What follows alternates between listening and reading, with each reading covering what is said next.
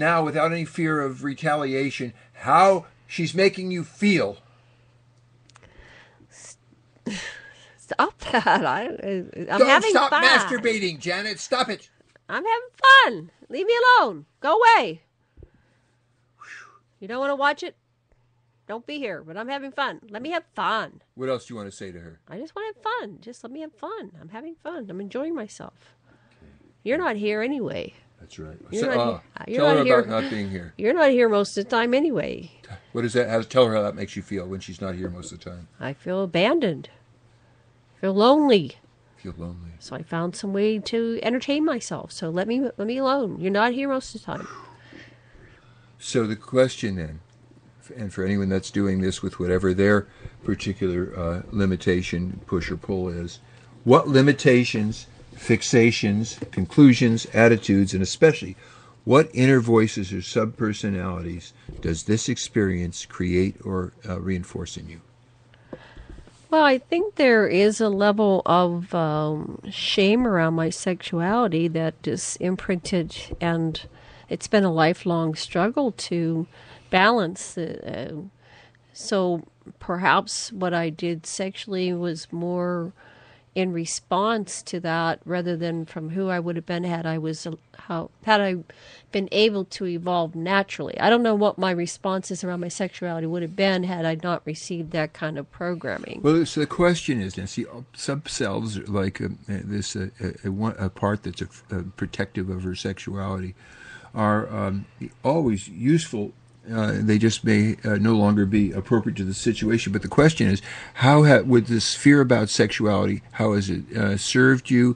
And I know that it saved you from getting pregnant when all your girlfriends were getting pregnant. Yeah, when I was a young girl, I hung out with 4 other young women. Two of them were older than I was, and one younger, and all 3 of them got pregnant.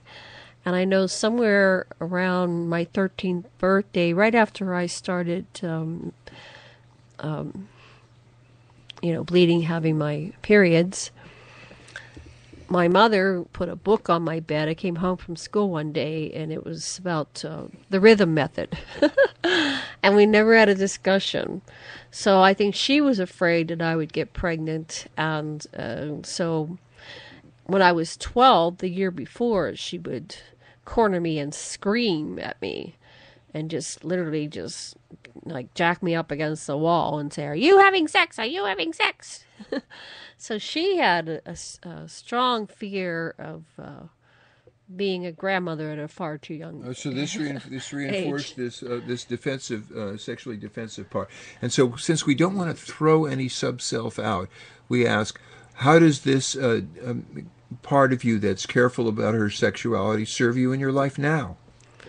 Well, I'm sure that cautious part probably kept me from catching diseases when I was very sexually active, things like AIDS and herpes and all these sexually transmitted STDs came about, and it did keep me from getting pregnant.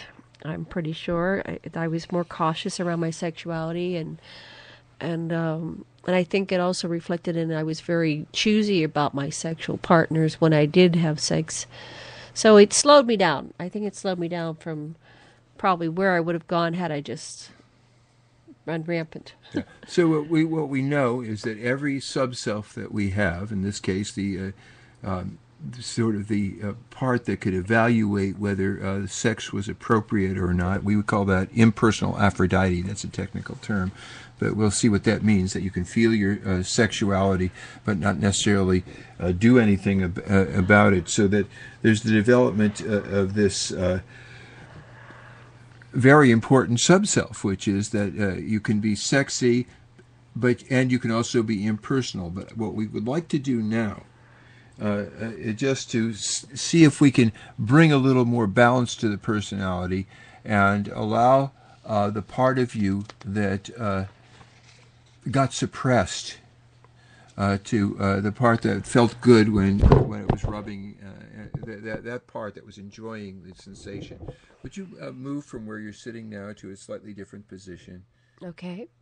Okay, now I'd like you to embody that personal Aphrodite, the one that can feel good in her body. Tell me what it's like being Janet's sub-self.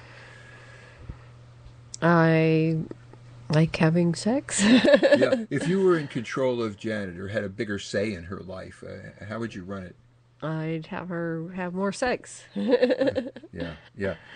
So, does she let you out as enough? If I wrote everything, Yeah. I'd be out all the time. You'd be out all the She time. wouldn't get much work done. Okay. So, is there anything you'd like Janet to know now that we've got you out here? Well, I just wanted to tell Janet that the side effect of this repression of me, the personal Aphrodite, was the primary reason that she was non-orgasmic for the first 12 years of her first marriage. Ah, okay, yeah, yeah. So you were there. I was Suppressed. totally suppressed, Yeah. and so while she wanted to engage in her sexuality full on, she ended up being kind of sexually shut down and non-orgasmic making love when she was making love. So listen, a part that could really be orgasmic and feel everything, all the nice sensations. I want to go back to the scene where Janet hid you and shut you down and went in shock and left the bodily sensations. And we're going to try to reprogram or do an accommodation process where I'll play, and this is a fiction, your mother the way you wished she had been when she saw you enjoying rubbing against the couch, and when she thought you might be feeling sexual because you were 12. If mother was really going to be the way you wanted her to be, and I already know what that would be, so you don't have to tell me, but I would ordinarily have, if you're doing this with a partner, have your partner tell you. So I'm going to say, "Oh, honey, I see you're rubbing on the couch. Feels good, doesn't it?" Yeah, thanks. Yeah. So I just wanted to say, it's a cool thing. You can do it here at home or in private, but please don't do it when we have company because it makes them uncomfortable. Is that okay with you? Okay, Mommy, sounds good. So that's how we handle that. And when you're 12, it's like, sweetheart, what a miracle! I am so glad that you've become a woman now. Now you can really enjoy your body, and you want to be really careful and judicious who you share your body with, but mysteries are opening to you, sweetheart. Wow, thank you, Mom. Okay, so if you had gotten those attitudes, personal Aphrodite, that's a part of Janet that can be sexy, how do you think her life would be? How much would you be in her life now? Well, finally, yeah, I would be more, but I want to just say to you guys, to you and to the audience, that Janet, in her own introspection around sexuality, did allow me out eventually, but it took her a long time. It took her 12 years, but then I came out probably over the top for a while there. So now I'm more balanced. Okay, so move back into your first chair, the place where Janet was, the place for the center. Right. Okay, so now what we do is the energetic part. Imagine that you're sitting there, you're Janet, you're in a social situation, and somebody is flirting with you, and you're going to enjoy that for a little bit. Imagine you are turning up your Aphrodite, letting that sensuality go up to a certain point, and then you decide that this is an inappropriate, it's going too far. And now I want you to see if you can imagine you're turning it down and instead turning on that impersonal Aphrodite so you can feel sensual within yourself but not give any signals that you're available to that person. Mm-hmm. Good. That's wonderful. Okay. So that's the idea. You can embrace the personal and the impersonal sexual part, and the part that doesn't want to be sexual at all, to be just your intellect, to be your pleaser if that's what you choose to do, or to just be demanding and take what you need for yourself. In other words, you can center yourself, and that's what this is about. And now I'd like you to sit where I've been sitting. Okay. Okay. Now, I've been modeling your inner therapist. I want you to now be Janet's therapist, and therapist to therapist. I'd like you to talk to me about the piece that Janet just did and what you think she may have learned from it. Well, that was very interesting for Janet, for us to go through that with her. I don't think she ever quite visited that episode in the same fashion. It's interesting for her to do it right here on the radio. One of the things that Janet wanted to say is that her mother did celebrate her first menses in a nice way, That's good. by acknowledging it, and she felt safe to tell her mother, "Oh, I started my period," and so that was in June when she was 13. So that was sexuality for little girls is very important. You bet. And so that's something that we need to help everybody else realize how important it is. So tell me, inner therapist, now that you're Janet's inner therapist, what therapist are your characteristics and qualities? Well, as a therapist, I'm very much like Dr. Lesson. I'm very kind and compassionate, and I'm empathetic, and here to just tarry with people and help facilitate the processes. So I'm here to help her go deeper into her process and uncover the mystery and solve the riddle of herself. Oh, thank you, the inner therapist. Could you let Janet move back into the whole person, Janet? Oh, thanks. Good work, honey. Thank you so much. Now, the last thing I want to do, this is the energetic thing, and you need to do this if you're doing it with partner, is now I want you to take everything you learned about yourself, including how to facilitate yourself, as your in your repertoire of what you can do for yourself now. You can help yourself. You're not dependent on me. You're not dependent on your partner.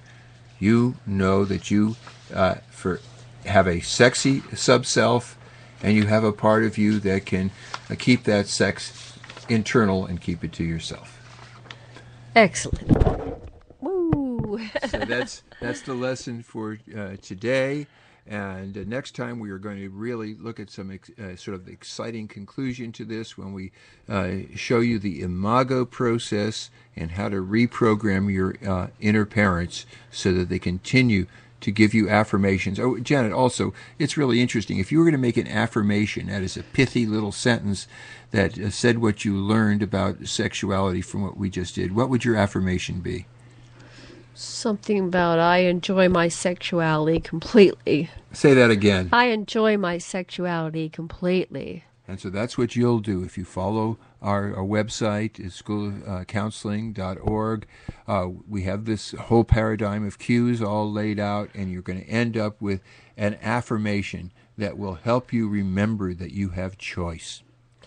And I also want to encourage listeners to go through all your episodes around your sexuality, places where you may have shut down and imprinted things that don't serve you at this point in your life. So we will explore these issues in future episodes of All Chakra Tantra. Yes, and also in counseling lessons. Counseling lessons. All right, so we're going to end today with our outro, followed by Dream Sequence 2 by A Crowning Experience. Thank you for joining us today. Aloha from Maui, Hawaii. Goodbye, ha. Thanks for joining us today on Aquarian Radio. We broadcast daily and our schedules on aquarianradio.com. Listen live by calling 646-649-0893, or you can listen live by calling 646-649-0893, or listen to our archives on aquarianradio.com. Join us again soon, and do tell your friends. The age of Aquarius and the paradigm of peace is now.